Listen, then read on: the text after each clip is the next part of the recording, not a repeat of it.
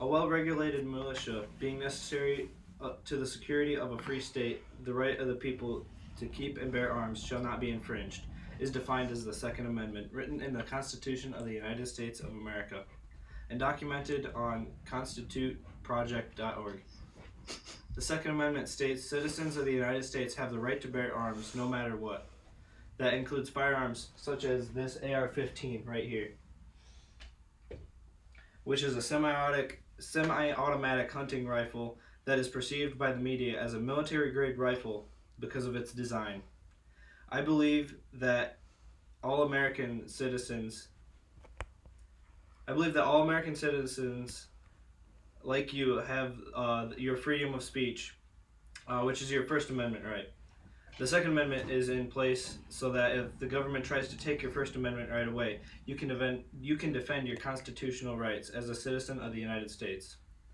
As an owner of several guns, the efforts our government is trying to pursue to control our rights is not the answer to the epidemic we are witnessing in this country.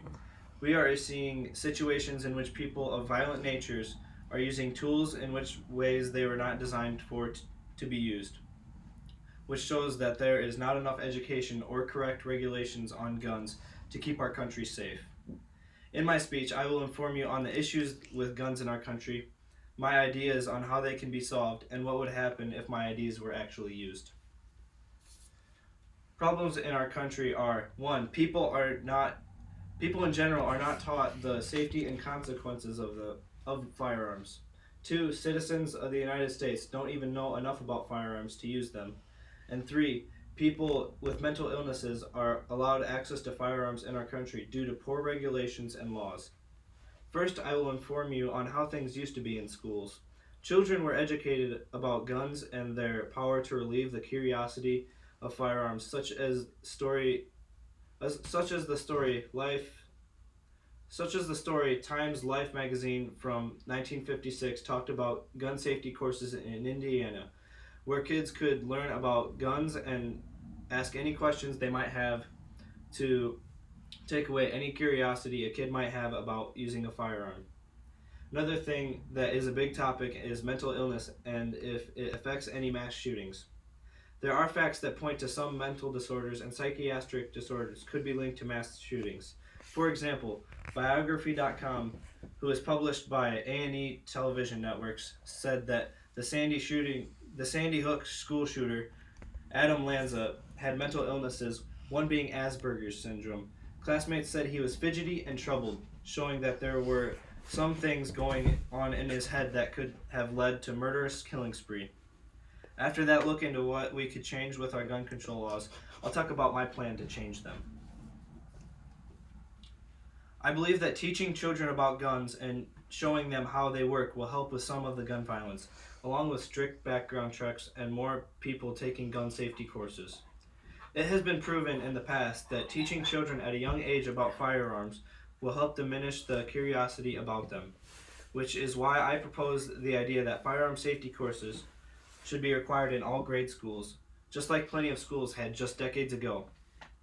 There is also the route of family firearm courses where the parents and children go through a course together to better understand firearms, and the parents can help better explain and understand and help the kids understand what happens and talk to them about this sore subject. We have strict background checks when it comes to buying firearms. There are always sources to get them illegally, though. But with stricter background checks and psychiatric exams, these mass shootings that have happened in our country far too often could be a thing of the past.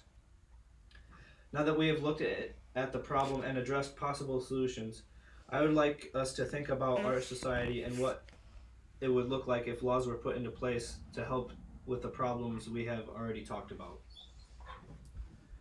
I will now give benefits of what our society looks like if laws are placed to help the problems that were stated above.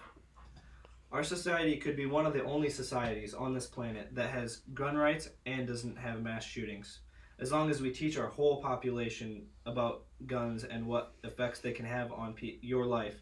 The people of the United States will see the true power of what a gun can do and what it should and should not be used for.